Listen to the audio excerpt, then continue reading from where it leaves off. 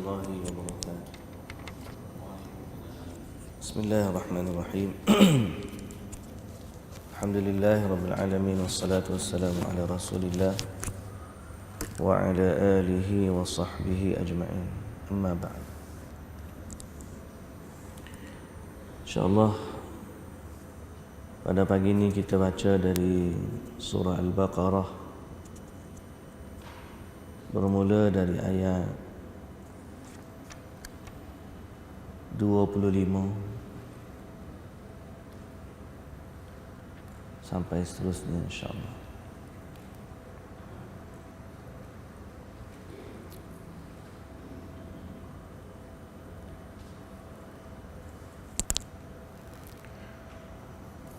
أعوذ بالله من الشيطان الرجيم.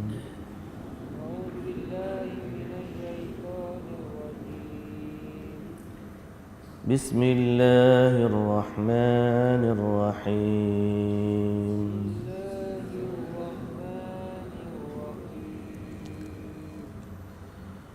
وبشر الذين آمنوا وعملوا الصالحات أن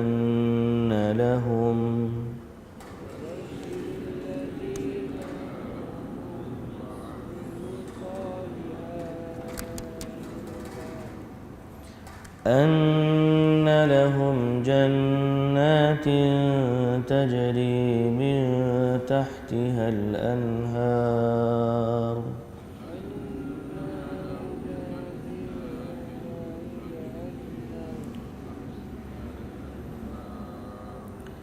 كلما رزقوا منها من ثمرة رزقا قالوا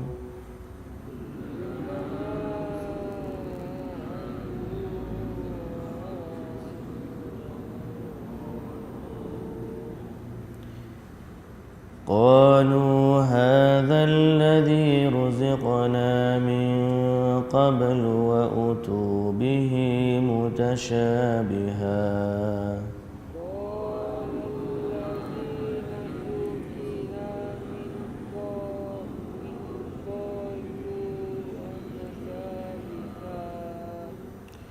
ولهم فيها أزواج مطهرة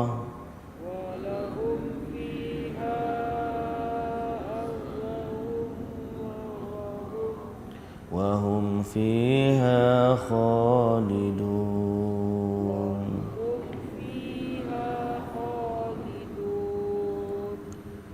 إن الله لا يستحيي أن يضرب مثلا ما بعوضة فما فوقها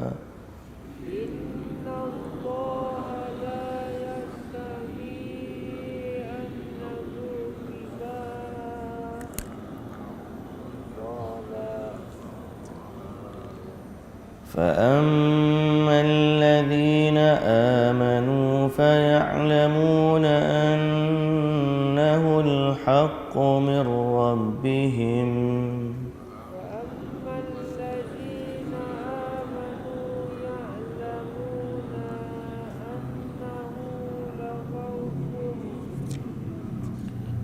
وأما الذين كفروا فيقولون ماذا أراد الله بهذا مثلا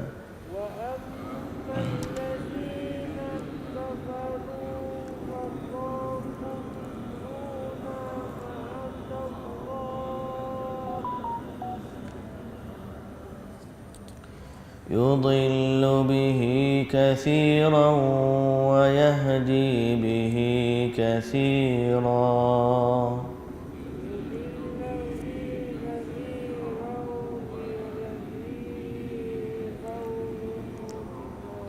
وما يضل به إلا الفاسقين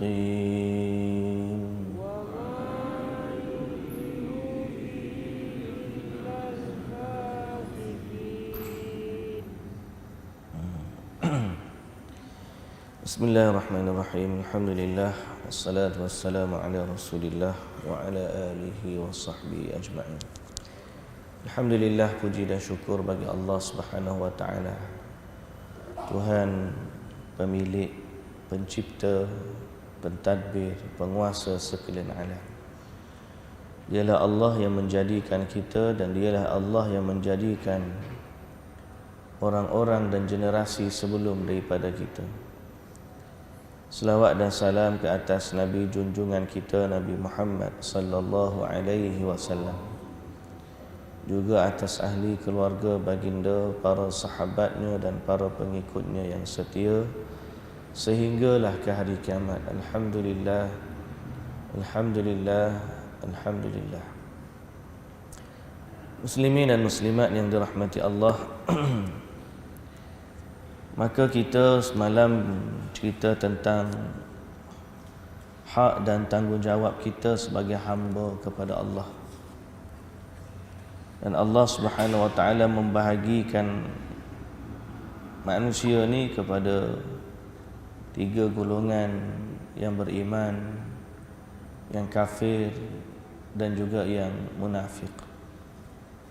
Kemudian Allah Subhanahu wa taala pada ayat-ayat yang kita baca telah menyatakan tentang tauhid dan bukti kewujudan Allah Subhanahu wa taala. Dialah menciptakan kita, menciptakan bumi, menghamparkan bumi, menciptakan langit, menurunkan hujan, menumbuhkan tumbuh-tumbuhan, mengeluarkan buah-buahan sebagai rezeki kepada kita. Maka itu adalah bukti wujudnya Allah Subhanahu wa taala. Bukti wujudnya Tuhan yang telah mencipta dan maha berkuasa. Kemudian setelah mencipta, menyatakan bukti kewujudannya, Allah pula membuktikan kerasulan Nabi Muhammad sallallahu alaihi wasallam, di mana Allah Taala kata, wa in kuntum fi raibin mimma nazzalna ala abdina.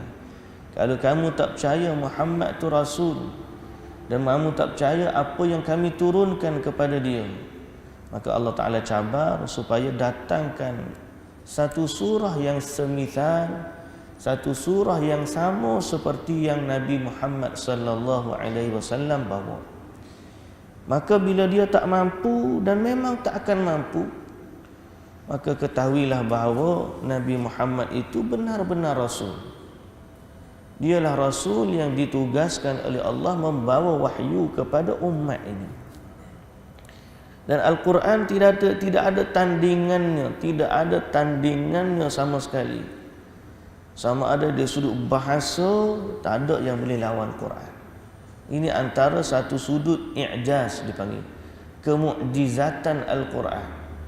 Dari sudut bahasanya, dari sudut benarnya faktanya, dari sudut kisah-kisah sebelumnya yang tidak pernah dikenali dan diketahui orang, dari sudut masa depannya, dari sudut pelbagai bentuk ilmu-ilmu yang terkandung di dalamnya, macam-macam. Ada cerita tentang sains, matematik, cerita tentang aras, perkara hari akhirat. Lalu mukjizat Al-Quran ini sangat tinggi dan sangat agung, sehingga dia menjadi mukjizat terbesar bagi Nabi sallallahu alaihi wasallam. Quran adalah mukjizat terbesar Nabi sallallahu alaihi wasallam. Sebab tu kalau orang yang sayang kepada Nabi, perkara apa yang dia nak letak pada diri dia? Jawapannya dia letak Al-Quran. Kerana Quran adalah mukjizat terbesar Nabi sallallahu alaihi wasallam.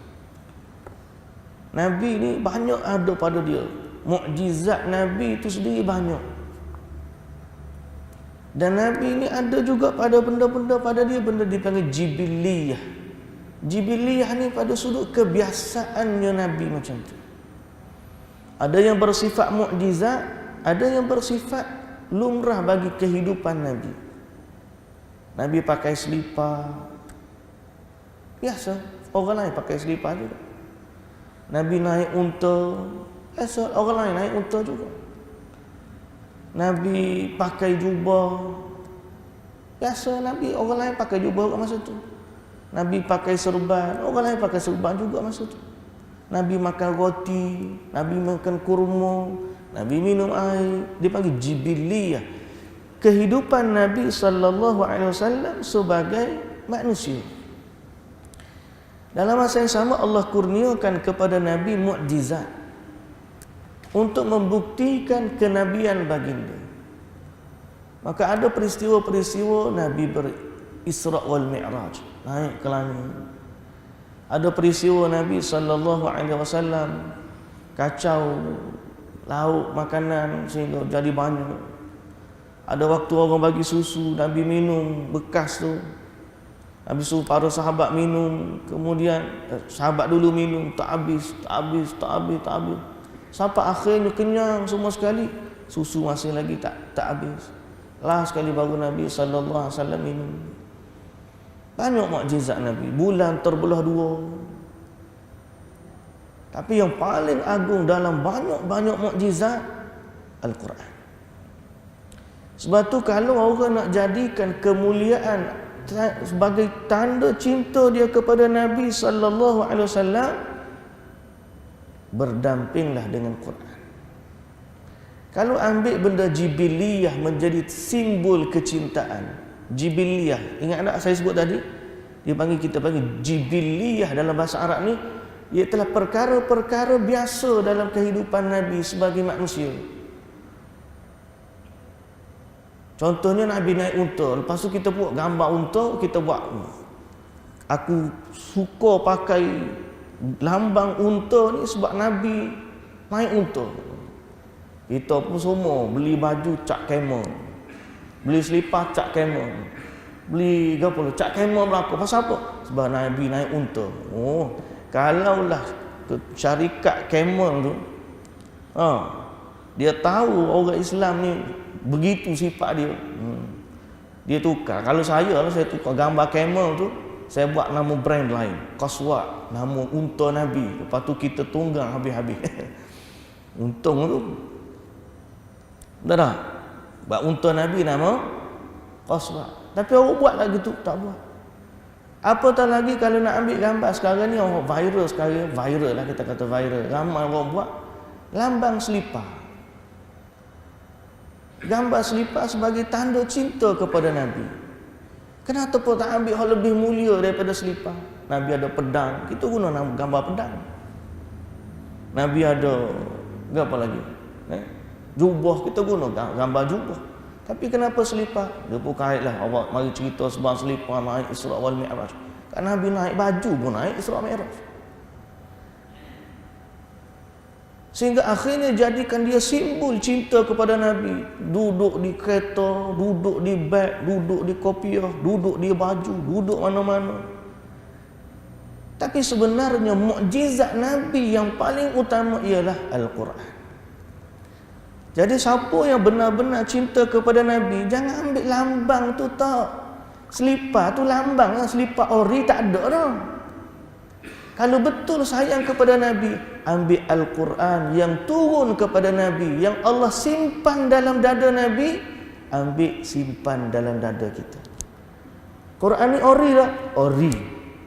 Seperti mana yang turun kepada Nabi, inilah yang ada pada kita. Quran, Allah Ta'ala kata, inna nahnu nazzalna dzikra wa inna lahu lahafizun. Kami turunkan Quran dan kami jaga dia sampai bila? Sampai kiamat. Original, autentik, sahih, tiada pertikaian. Nak sayang kepada Nabi, ambil Quran sebagai simbol sayang kepada Nabi, letak dalam dada kita. Ini mukjizat Quran, mukjizat Nabi yang paling agung sekali. Tapi pasal apa orang tak nak ambil macam tu? Payah ustaz. Orang ajak mari kita mengaji Quran, betul sikit, mula-mula kelas Quran 50 orang. Duduk seminggu je, tak tunggu lama, seminggu 50 orang tu tinggal 25 orang. Duduk sebulan, daripada 25 orang tu tinggal 20 orang. 6 bulan 20 orang tinggal 10 orang. Setahun 5 orang. 2 tahun kadang-kadang ustaz pun pindah tempat lain. Payah nak ngaji Quran. Payah. Pada inilah mukjizat Allah, mukjizat yang Allah Ta'ala turunkan kepada Nabi yang paling agung. Sehingga Allah Ta'ala cabar. Kalau mu dah boleh datangkan semisal dengannya, silakan. Allah Ta'ala tak cabar. Kalau kamu boleh datangkan selipar seperti selipar Nabi, silakan. Oh, kalau cabar macam tu, kilang boleh cetak. Tak cetak. Habis lama mu ambil selipar. Dan jibiliyah ni, Allahu Akbar. Saya pun tak tahu macam mana boleh ada idea orang untuk jadikan selipar sebagai simbol cinta kepada Nabi. Padahal dia jibiliyah. Tahu maksud jibiliyah? Jibiliyah ni, kalau selipar tu dipakai oleh Nabi, selipar tu juga yang dipakai oleh sahabat. Mana bentuk lagu tu. Dan begitulah juga orang-orang kafir pun pakai selipar masa tu. Kalau kita tanya kita lagi ni, selipar kita pakai sama tak dengan selipar orang kafir pakai? Ada beza tak? Tak ada. Sebab dia bersifat jibiliyah. Akhir sekali dia pun mari dah nak buat bentuk yang berbeza dengan cantik begitu, gini-gini. Ukirannya ada lekuk, ada tajam, ada gapo. Seolah-olah nampak lain daripada yang lain. Nak membezakan nak ni hak Nabi, orang lain tak pakai macam ni. Tapi ya ke begitu? Pernah ada kilang buat selipar bentuk lagu tu dijual sebagai selipar Nabi. Tapi lama-lama kita tengok sampai ke dalam tandas orang letak selipar tu. Jadi selipar tandas pun ada. Itu bersifat mukjizat? Tidak. Mukjizatlah sesuatu yang mulia yang datang dari Allah Subhanahu Wa Taala. Kalau sayang betul pada Nabi, hari ni kita hafal surah apa contoh? Hari ni aku nak hafal surah Fatihah. Betulkah Fatihah? Hafal. Ambil satu surah, letak dalam dada. Hari ni aku nak baca surah Qul Huwallahu Ahad. Ambil, hafal. Alhamdulillah, majoriti umat Islam, bukan majoriti lah, setiap umat Islam mesti tahu surah Fatihah. Kalau tidak macam mana dia nak semayang kan? 3 Qul, insya-Allah tahu. Tapi kalau kita lagi tinggi sayang kita, lagi advance. Aku nak hafal Wadduha sampai An-Nas. Lagi tinggi, aku nak hafal juzuk 30. Lagi tinggi, tambah lagi top up surah Yasin. Top up lagi surah Sajadah. Top up lagi surah Al-Mulk. Ataupun kita mulakan Al-Mulk dulu. Hak mana kita nak buat amal kan? 3 Qul. Masa kita nak baca dalam sembahyang, Allahu Akbar, qul ya qul wallah, qul ya qul wallah. Okey, settle. Nak tidur, Nabi baca surah Al-Mulk. Kita pun baca surah Al-Mulk, kita hafal. Nak tidur juga Nabi sallallahu alaihi wasallam baca surah Sajadah. Kita hafal surah Sajadah. Kemudian hari Jumaat Nabi sallallahu alaihi wasallam baca surah Sajadah pada rakaat pertama salat subuh dan surah Al-Insan. Masa kita pun hafal pula surah Al-Insan. Maka hari Jumaat Nabi pula baca surah Al-Kahfi, diajar baca surah Al-Kahfi. Kita baca pula surah Al-Kahfi, hafal lagi. Kemudian mari pula surah apa kita kan? Orang panggil baca Yasin, kita hafal lagi surah Yasin. Ambil Quran tak dalam dada. Ini simbol cinta kepada Nabi sallallahu alaihi wasallam yang sebenar. Bukan dengan sebaliknya. Ada orang lambang cinta kepada Nabi dengan bergendang, kompang, lagu alunan nasyid, baca qasidah dan sebagainya. Kita katakan number 1 Quran. Sebab apa ni tuan-tuan? Nabi sallallahu alaihi wasallam kata, "Ma min nabiyyin minal anbiya illa qad u'tiya minal ayati ma amana ala mithlihi al-bashar wa innama kana alladhi utituhu wahyan awhahu Allahu ilayya fa arju an akuna aktharahum tabi'an yawmal qiyamah." Kata Nabi sallallahu alaihi wasallam, tidak ada dari nabi pun dari nabi-nabi melainkan Allah akan beri kepadanya tanda-tanda yang menyebabkan manusia beriman kepada dia, dan apa yang Allah berikan kepadaku ialah wahyu yang Allah Ta'ala wahyukan kepadaku, dan aku berharap dengan wahyu ini manusia aku menjadi orang yang paling ramai pengikutnya pada hari kiamat nanti. Dan inilah satu-satunya mukjizat Nabi yang masih kekal sampai hari ini. Orang duk cari mukjizat Nabi Musa, pergi kat Mekah jumpa ni kayu tongkat Nabi Musa, kayu kokar, tasbih daripada jenis kayu tongkat Nabi Musa. Apa dia? Kayu kokar. Pernah dengar? Jual tasbih beribu-ribu.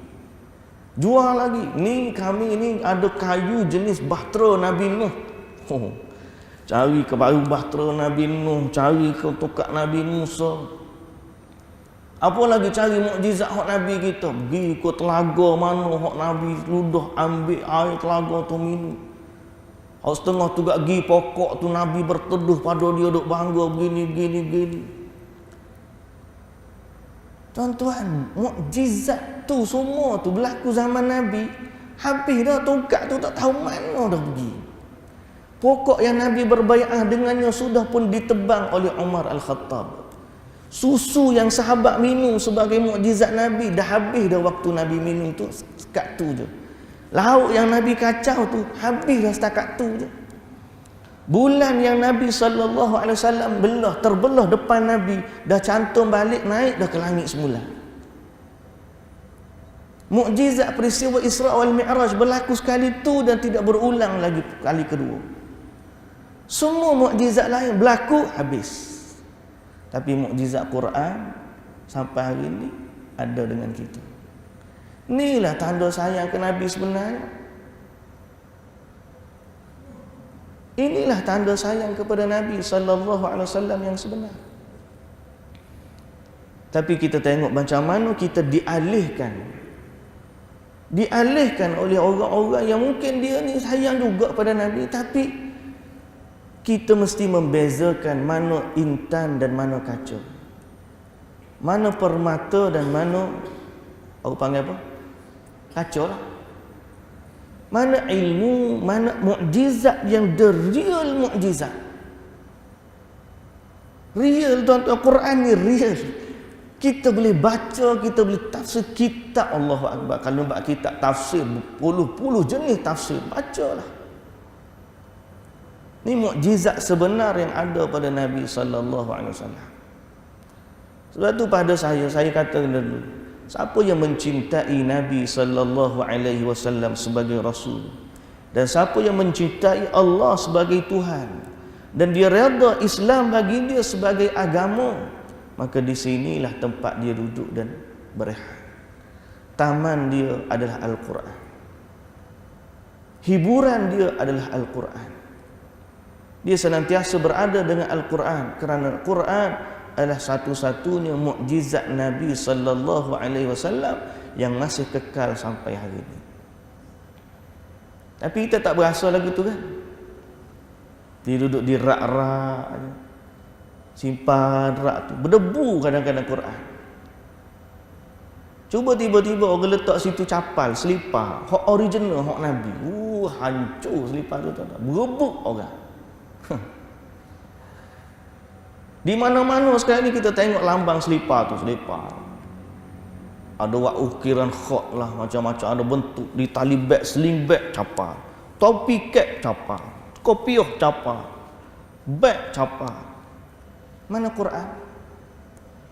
Tanya orang bawa sling bag tu, pegang dia, cuba baca Quran, tengok surah apa muhafal. Surah Fatihah ingat baca.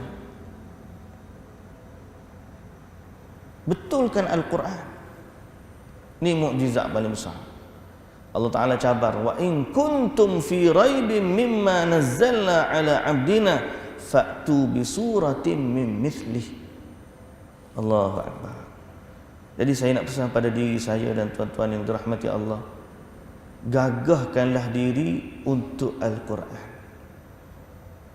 Letih tak kita? Letih tak? Letih tak? Letih. Hak nak mengajar satu hal. Hak kita nak baca pula satu hal. Letih tak? letih. Tapi gagahkanlah diri dengan Al-Quran. Nak duduk dalam istiqamah, tiap-tiap hari mari duduk orang lain, lepas ni boleh duduk minum kedai, makan roti canai, teh tarik dan sebagainya.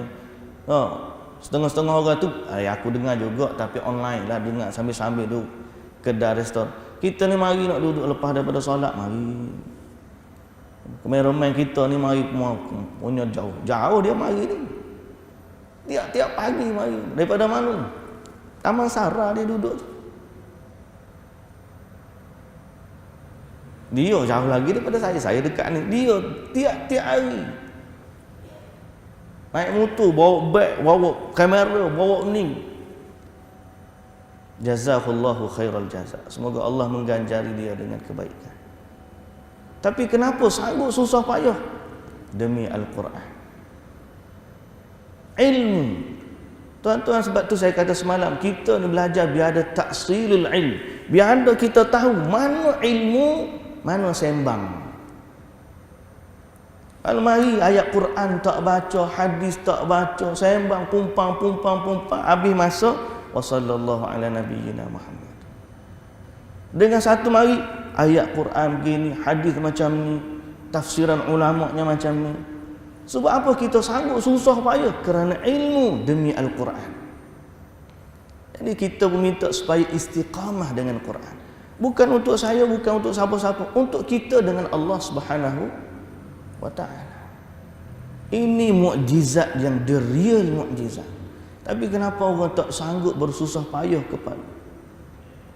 Saya sibuk sikit hari ni, tak sempat, saya ada masuk. Padahal benda lain, kalau kita tahu nilai Quran ni, kita sanggup enjoy benda lain. Saya minta maaf, masa ni saya tak boleh, sebab masa ni masa Quran saya.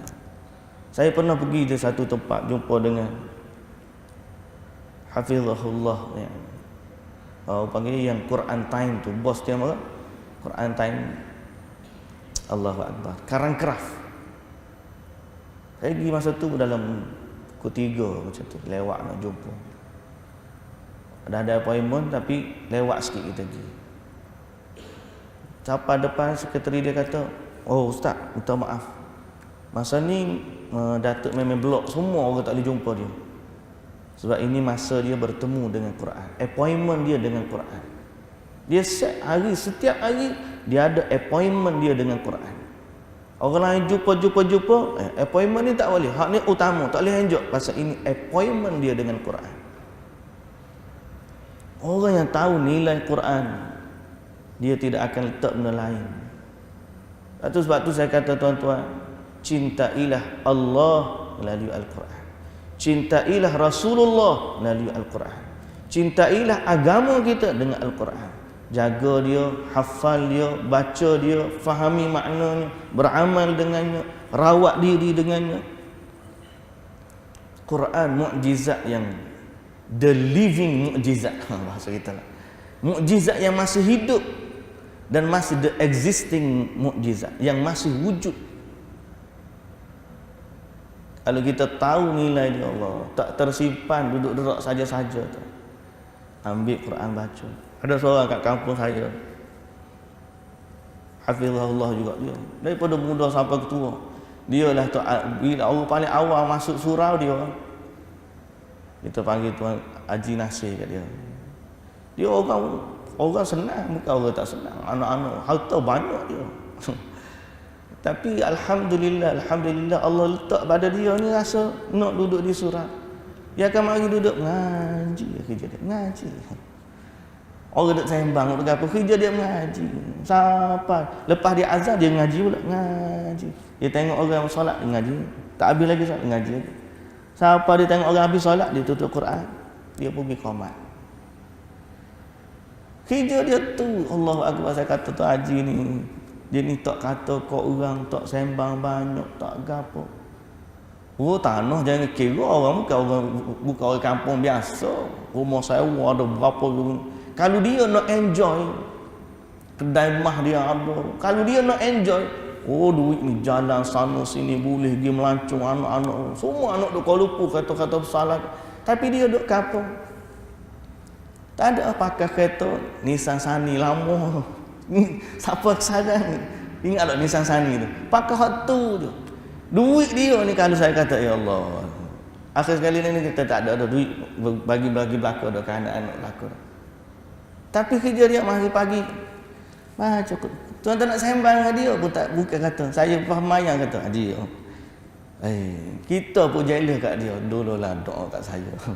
Pasal sibuk dia tu dengan Quran. Dia hafal Quran. Dia tak hafal Quran tapi dia rajin baca Quran. Waktu saya duduk Masjid Mustaqim, indahnya suasana masa tu kadang-kadang kita tengok orang ramai baca Quran. Sehingga kadang-kadang saya malu bila ada orang OKU mari duduk baca Quran. Masa dulu orang OKU mari baca tak berapa betul mana tapi kesungguhan dia baca Quran. Pasal apa? The living mu'jizat. Allah Ta'ala sebut dalam Quran juzuk yang ke-19 surah Al-Furqan. Nabi SAW mengadu dengan Allah. Wa qala ar-rasulu ya rabbi inna qaumi ittakhadhu hadzal qur'ana mahjura. Ya Allah, kata Nabi. Wa qala ar-rasul, dan berkatalah Rasul. Ya rabbi, wahai Tuhan, inna qaumi ittakhadhu hadzal qur'ana mahjura. Sesungguhnya kaumku telah meninggalkan Al-Quran. Banyak orang hari ni tak baca Quran. Tak baca Quran, tuan-tuan. Satu hari tak jumpa Quran pada kita, Allahu Akbar, seperti tak makan tak minum. Patutnya rasa macam tu. Aku ini tak sarapan lagi ni. Aku hari ni tak minum lagi ni. Patutnya hari tu kalau kita tak baca Quran, seperti hari tu kita tak makan, tak minum. Malah lebih lagi, macam seolah-olah tak boleh menyawa pasal tak baca Quran. Pasal hidup kita bersama Al-Quran. Pasal kalau kita tahu benar-benar apa dia nilai mukjizat Al-Quran, i'jazul Quran. Dan ada juga dalam Quran sesuatu wahyu atau perkara yang Allah tak pernah turunkan selama dunia ini ada, melainkan untuk Nabi sallallahu alaihi wasallam. Waktu Nabi sallallahu alaihi wasallam duduk dengan sahabat-sahabat, tiba-tiba bunyi dentuman kuat. Lepas tu tiba-tiba datang malaikat wahyukan kepada Nabi Fatihatul Kitab dan akhir surah Baqarah. Kata Jibril, ini tidak pernah diturunkan kepada seorang sebelum daripada tu. Pintu langit tu tak pernah terbuka pun selama ni. Malaikat turun tu tak pernah turun pun selama ni. Dan apa yang diberikan kepada Nabi sallallahu alaihi wasallam ni tidak pernah diberikan kepada seorang nabi pun sebelum daripada ini. Tengok Quran bukan mana main-main, setakat selipar. Hak ni Quran ni nabi lain pun tak dapat. Umat lain tak dapat Quran. Kita dapat, umat Nabi Muhammad sallallahu alaihi wasallam. Fatihatul Kitab, akhir surah Baqarah. Tidak ada nabi, tidak pernah diturunkan kepada seorang nabi pun sebelum daripada Nabi Muhammad sallallahu alaihi wasallam. Tapi kita tak ambil yang tu. Kalau setakat selipar, tuan-tuan, orang kafir pun pakai. Abu Jahal, Abu Lahab, semua lawan-lawan Nabi pakai lagu tu juga. Ni yang nabi-nabi lain dulu pun tak pernah terima, tapi ada pada umat Nabi Muhammad sallallahu alaihi wasallam. Dan still exist, masih lagi boleh dibaca, dilihat, dan akan tersimpan, dijaga oleh Allah Subhanahu wa taala sampai kiamat. Al-Quran.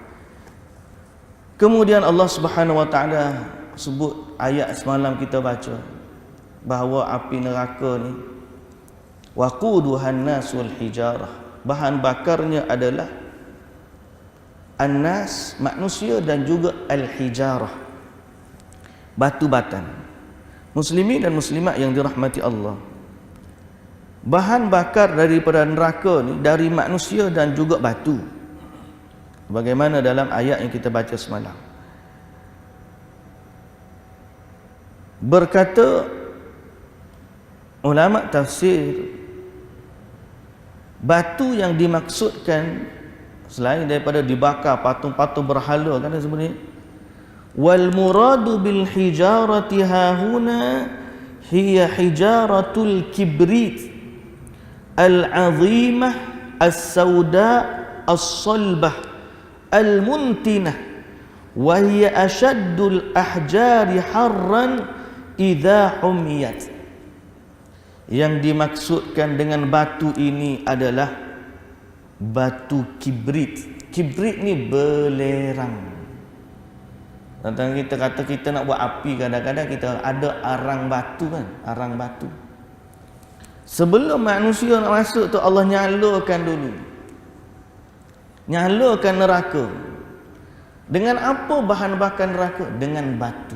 Batu apa? Bukan arang batu, dengan kibrit. Kibrit ni apa? Bahasa kita belerang.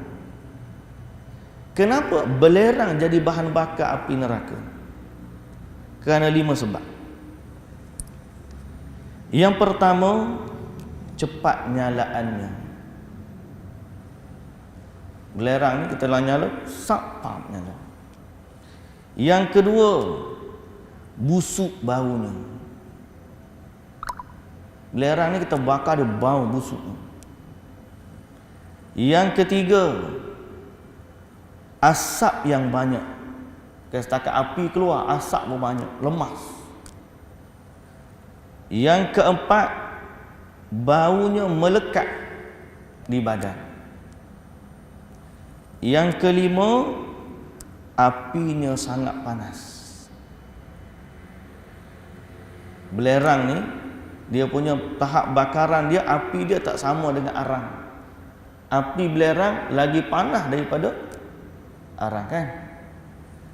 Maka atas sebab itu para ulama sebut bahan bakar api neraka batu ini adalah al-kibrit al-azimah as-sauda as-sulbah al-muntinah. Kibrit dia macam mana belerang dia? Kalau kita serbuk pak kita tau. Tapi dia sebut di sini batu belerang yang besar, hitam, pejal dan berbau busuk. Dalam tafsir sebut wa hiya ashaddul ahjari harran idza humiyat. Dia merupakan batu yang paling panas di saat dibakar. Wa qila al muradu biha hijaratul asnam wal andad. Ada juga disebut batu yang dimaksudkan, turut juga kita sebut batu-batu berhala dan sembahan-sembahan selain dari Allah Subhanahu wa taala. Baik muslimin dan muslimat yang dirahmati Allah, yang tu sebenarnya kita nak sebut semalam lagi, tapi sebab masa kita sebut hari ini menyatakan tentang mukjizatnya Al-Quran. Lalu Allah Ta'ala sebut hari ini satu kategori, kita baca tadi sikit ya, satu kategori lagi, kategori manusia yang beriman. Manusia beriman ni Allah bagi khabar gembira kepada dia. Wa basyiril ladzina amanu, berilah khabar gembira kepada orang-orang yang beriman. Anna lahum jannatin tajri min tahtihal anhar, bahawa bagi mereka syurga yang mengalir di bawahnya sungai-sungai. Mengalir di bawahnya sungai-sungai. Maknanya bagi orang yang beriman, bagi orang yang beramal saleh, ganjarannya adalah syurga. Tak cukup dengan tu, Allah gambarkan pula kenikmatan syurga. Satu kenikmatan syurga yang ada dalam ayat ni ialah dia merupakan taman yang mengalir di bawahnya sungai-sungai. Yang kedua Allah Ta'ala sebut kullama ruziqu minha min thamaratir rizqa, setiap kali diberikan bagi mereka buah-buahan sebagai rezeki. Qalu hadha alladhi ruziqna min qabl, mereka pun kata, kami dah diberikan rezeki buah ni sebelum ni.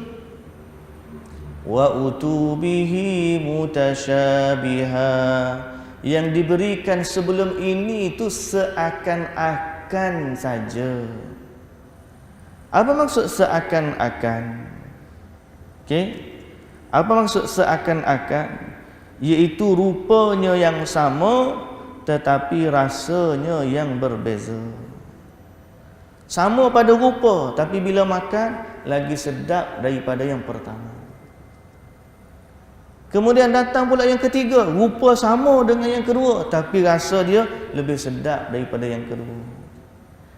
Mari pula yang keempat, sama lagi, rupa sama dengan pertama, kedua, ketiga, tapi bila rasa lagi sedap daripada yang pertama, lagi sedap daripada yang kedua, lagi sedap daripada yang ketiga, dan begitulah seterusnya. Ini adalah dalil dan hujah yang menunjukkan nikmat syurga ni senantiasa bertambah. Tambah, tidak akan pernah jemu. Dua, walahum fiha azwajum mutahharah, dan bagi mereka pasangan-pasangan isteri yang suci, pasangan-pasangan yang suci. Mutahharah ni suci, yakni suci daripada kekotoran dan suci daripada orang panggil apa, perkara-perkara yang tidak elok. Berkata Imam Mujahid, suci dari haid, suci dari najis, suci dari kencing, suci dari kahak, suci daripada ludah, suci semua sekali lah. Sehingga wal mani wal walad, suci daripada mani dan juga suci daripada anak. Berarti dia ni betul-betul pasangan ahli syurga yang Allah Ta'ala sediakan untuk mereka.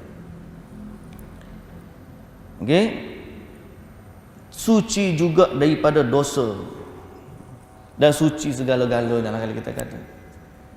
Akhlaknya indah, rupanya indah, perwatakannya baik, suci daripada semua. Allah Ta'ala kata walahum fiha azwajun mutahharah. Itu nikmat yang ketiga. Satu, taman syurga. Dua, mengalir di bawahnya sungai-sungai. Ketiga, diberikan buah-buahan yang senantiasa bertambah kenikmatannya. Keempat, diberikan pasangan-pasangan ahli syurga yang suci. Dan yang kelima, wahum fiha khalidun, dan mereka itu kekal di dalamnya buat selama-lamanya. Dan ini adalah kesempurnaan bagi nikmat. Kerana banyak nikmat kita ni walaupun enak dan sedap, akhirnya hilang. Sama ada dia hilang ataupun kita yang hilang dulu. Kalau dia hilang, kita boleh cari ganti. Tapi kalau kita yang hilang, habis nikmat tu orang ambil. Nikmat kita kumpul. Nak waktu kita hidup sayang nak guna, takut habis. Mati tak boleh nak guna nikmat tu. Orang lain pula ambil. Orang ambil, dia kata, ni boleh free. Tak sama lah dengan orang yang usaha. Sekali-kali tanah habis dia jual, tanah saka. Harta dia ambil, belanja habis semua. Apa yang disimpan oleh orang yang berusaha tu dalam sekelip mata hilang begitu saja. Tapi syurga tidak begitu. Allah Ta'ala kata hum fiha khalidun, mereka kekal di dalamnya dalam keadaan aman dari putusnya nikmat dan aman dari putusnya nyawa. Nikmat tak putus, nyawa tak habis. Duduklah situ selama-lamanya dalam keadaan bertambah kenikmatannya. Semoga Allah Subhanahu wa taala mengurniakan kita muslimin dan muslimat kenikmatan syurga. Tapi kena ingat, dia bukan boleh dicapai dengan sekadar angan-angan. Mesti beriman, mesti beramal. Dan beriman dan beramal ni di atas dasar ilmu yang benar. Bukan dengan cuba-cuba bantai ataupun hentam sajalah. Dah, agama ni benda yang sangat-sangat berharga. Jadi sebab tu belajar. Ambillah ilmu, bacalah Quran. Mudah-mudahan Allah istiqamahkan kita dengan Quran, dan mudah-mudahan Allah menjadikan kita orang yang berdampingan dengan Al-Quran dan diberikan keselamatan di hari akhirat nanti, insya-Allah. Wallahu taala alam. Kita sambung pula pada minggu hadapan. Subhanakallahumma wa bihamdik. Minggu hadapan hari Isnin tu kan cuti. Kebetulan saya pula ada program di Selatan Thai hari Isnin tu. Jadi akan berada di sana hari Selasa baru balik ke Kelantan balik. Kira hari Rabu sampai sini, tapi kira-kira cuti lah. Takut penat. Jadi minggu depan start hari Khamis. Hari Khamis. Walaupun kita kata alah sehari je, tapi rasa rugi kalau sehari kita tak itu. InsyaAllah kalau hari Khamis tu saya dah ada kat sini, rasa gagah sikit. InsyaAllah lah kita buat hari Khamis tu ada. InsyaAllah. Wallahu ta'ala alam. Subhanakallahumma bihamdika asyhadu an la ilaha illa anta astaghfiruka wa atubu ilaik. Assalamualaikum warahmatullahi wabarakatuh.